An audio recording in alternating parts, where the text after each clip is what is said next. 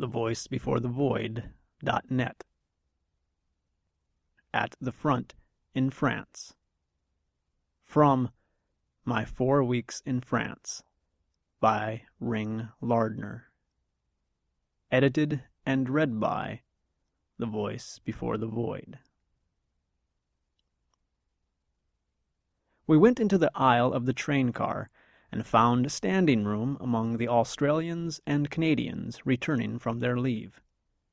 One of the former, a young, red-headed, scrappy-looking captain, smiled sympathetically and broke open a conversation. I was glad of it, for it gave me an opportunity of further study of the language. I am a glutton for languages, and the whole day has been a feast. We have listened to 6 different kinds: Australian, Canadian, British, French, Chinese, and Harvard. I have acquired an almost perfect understanding of British, Australian, and Canadian, which are somewhat similar, and of Harvard, which I studied a little back home. French and Chinese I find more difficult, and I doubt that anyone could master either inside of a month or so. The red-headed captain remarked on the crowded condition of the train. That is Australian as well as British for train. The Canadian is like our word, and the French is spelled the same, but is pronounced as if a goat were saying it. One of the captain's best pals, he told us, had just been severely wounded. He was a gime one, though even smaller than the captain. The captain recalled one night when he, the pal, took prisoner a Boche lieutenant who stood over 6 feet. Fritz was asked whether he spoke English. He shook his head. He was asked whether he spoke French. He lost his temper and, in English, called the entire continent of Australia a bad name. The captain's little pal then marched him off to the proper authority, to be questioned in English. On the way, the captain's little pal made him take off his helmet and give it to him. This was as punishment for what Fritz had said about Australia. Before the proper authority, Fritz was as sweet-tempered as a bloody bear. This puzzled the proper authority, for making a Boche prisoner is doing him a big favor. "What ails you?" asked the authority when Fritz had refused to reply to any of a dozen questions. "You ain't the first bloody Boche officer we've taken."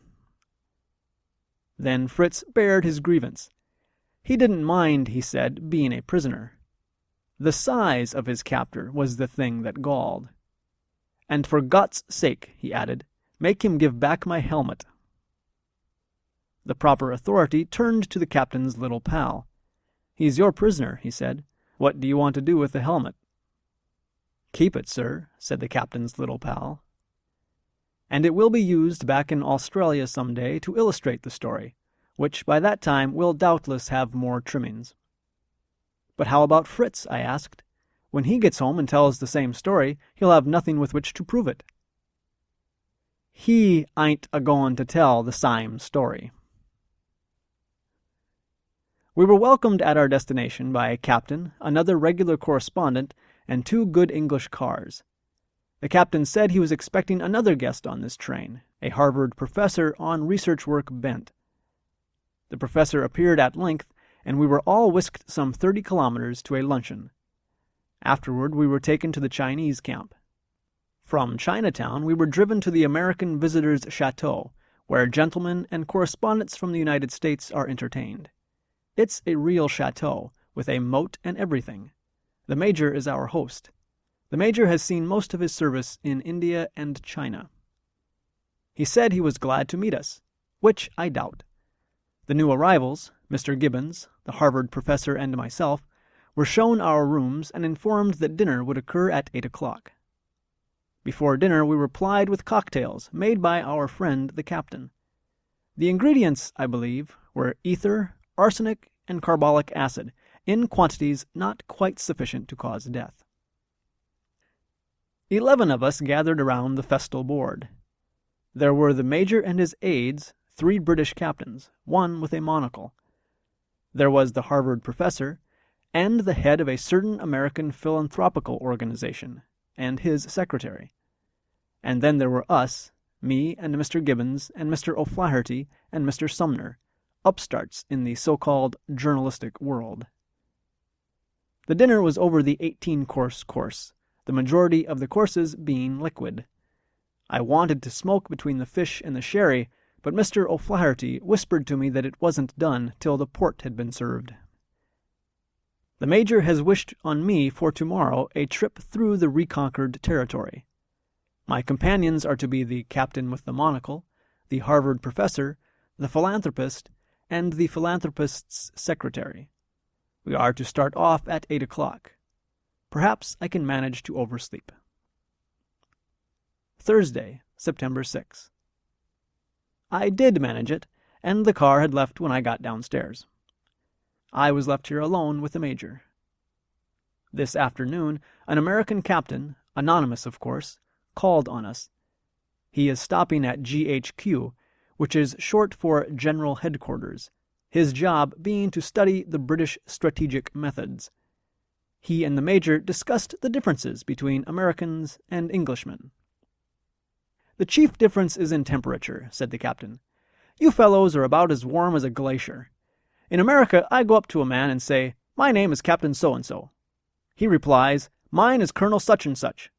Then we shake hands and talk. But if I go to an Englishman and say, 'My name is Captain So-and-so,' he says, 'Oh.' So I'm embarrassed to death and can't talk." "Strawnery," said the Major. At tea-time, a courier brought us the tidings that there'd been an air raid last Sunday at a certain hospital base. "The Boche always does his dirty work on Sunday," remarked the American captain. "It's queer, too, because that's the day that's supposed to be kept holy, and I don't see how the Kaiser squares himself with his friend Gott."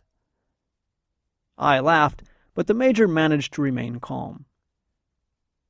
The American captain departed after tea, and the Major and I sat and bored each other till the Harvard professor and his illustrious companions returned. They told me I missed a very interesting trip. That's the kind of trip one usually misses. Tomorrow we are to be shown the main British training school and the hospital bases. Friday, September 7th. We left the chateau at 9 and reached the training camp an hour later. We saw a squad of ineligibles drilling, boys under military age who had run away from home to get into the big game. Their parents had informed the authorities of their ineligibility, and the authorities had refused to enroll them. The boys had refused to go back home, and the arrangement is that they are to remain here and drill till they are old enough to fight. Some of them are as much as 3 years shy of the limit. We saw a bayonet drill with a tutor as vivacious and linguistically original as a football coach, and were then taken to the bomb-throwing school. The tutor here was as deserving of sympathy as a Belgian. A bomb explodes 5 seconds after you press the button. Many of the pupils press the button, then get scared, drop the bomb, and run. The instructor has to pick up the bomb and throw it away before it explodes and messes up his anatomy. The Maoris were our next entertainers. The Maoris are colored gemmen from New Zealand. They were being taught how to capture a trench. Before they left their own dugout, they sang a battle hymn that would make an American dance and scare a German to death. They went through their maneuvers with an incredible amount of pep and acted as if they could hardly wait to get into real action against the Boche. Personally, I would have conscientious objections to fighting a Maori. Then we were shown a gas mask dress rehearsal. A British gas mask has a sweet scent, like a hospital. You can live in one, they say, for 24 hours, no matter what sort of poison the lovely Huns are spraying at you. We all tried them on and remarked on their efficacy, though we knew nothing about it. We had lunch and were told we might make a tour of inspection of the hospitals in which the wounded lay. I balked at this, and instead called on a Neenah, Wisconsin doctor, from whose knee had been extracted a sizable piece of shrapnel, the gift of last Sunday's bomb dropper. This doctor had been over but 3 weeks, and the ship that brought him came within a yard of stopping a torpedo. Neither war nor Wisconsin has any terrors left for him. Tomorrow we are to be taken right up to the front, dressed in helmets, gas masks, and everything. Saturday, September 8. 2 machine loads, containing us and our helmets, masks, and lunch baskets, got away to an early start and headed for the back of the front. In one car were the captain with the monocle, the Harvard professor, and the American philanthropist. The baggage, the philanthropist's secretary, and I occupied the other. The secretary talked incessantly and in reverent tones of his master, whom he called the doctor. One would have almost believed he considered me violently opposed to the doctor, which I wasn't, till later in the day, and was trying to win me over to his side with eulogistic oratory. The first half of our journey was covered at the usual terrifying rate of speed. The last half was a snail's crawl, which grew slower and slower as we neared our objective. Countless troops, afoot and in motors, hundreds of ammunition and supply trucks, and an incredible number of businesslike and apparently new guns. These took up a healthy 3/4 of the road and, despite our importance, didn't hunch to let us pass. When we sounded our horns to warn of our approach, the subalterns, or whatever you call them, would look round, stand at attention, and salute. First the captain with the monocle, and then, when our car came up, me. Me because I was the only one in the second machine who wore a British officer's cap. I returned about 3 salutes, blushing painfully, and then threw my cap on the floor of the car and rode exposed. Saluting is a wear and tear on the right arm, and being saluted makes you feel slackerish and camouflagey when you don't deserve it. We attained the foot of the observation hill round noon, left our machines, and ate our picnic lunch, consisting of 1 kind of sandwiches and 3 kinds of wine. Then we accomplished the long climb, stopping halfway up to don helmets and masks. Our guide told us that the Boche, when not otherwise pleasantly employed, took a few shots at where we were standing to test his long-distance aim. I wore the mask as long as I could, which was about half an hour. It was unpleasantly reminiscent of an operation I once had, the details of which I would set down here if I had time. Without it, I found I could see things much more plainly. Through strong field glasses, the British trenches were discernible. The German front line was behind a ridge, 200 yards away, from the British, not us, and invisible. No drive was in progress, but there was the steady boom, boom of heavy guns, the scary siren, with a bang at the end, of grenades, and an occasional solo in a throaty baritone, which our captain told us belonged to Mr. Trench Mortar. The firing was all in one direction, toward the northeast. Fritz was not replying, probably because he had no breath to waste in casual repartee. Convinced that our hill was a zone of safety, for this afternoon at least, I wanted to stay up there and look and listen till it was time to go home. But our captain had arranged a trip to a sniping school, and our captain would rather have broken his monocle than have made the slightest alteration in the program for the day. To the sniping school we went, and saw the snipers sniping on their snipes. It was just like the sniping school I had visited at the American camp, and I got pretty mad at our captain for dragging us away from a sight far more interesting. But he redeemed himself by having the major in charge show us real, honest-to-goodness camouflage, staged by an expert. We were taken to a point 200 yards distant from a trench system. "Standing up in front of one of those trenches," said the major, "there's a sergeant in costume. He's in plain sight. Now you find him." Well, we couldn't find him, and we gave up. "Move, sergeant," shouted the major. The sergeant moved, and, sure enough, there he was. "I had spotted him all the time," said the doctor. The major directed the sergeant to change to a costume of a different hue. When the change had been made, we were required to turn our backs till he had hidden himself again. Again he was in plain sight, and again we had to give up. Again he was ordered to move, and we saw him, this time in colors diametrically opposed to those of his first garb. I had spotted him all the time, said the doctor. The sergeant went through his entire repertoire of tricks, but the rest must not be reported. It occurred to me on the way back to our machines that some football coach could make a fish out of the defensive team by camouflaging his back field.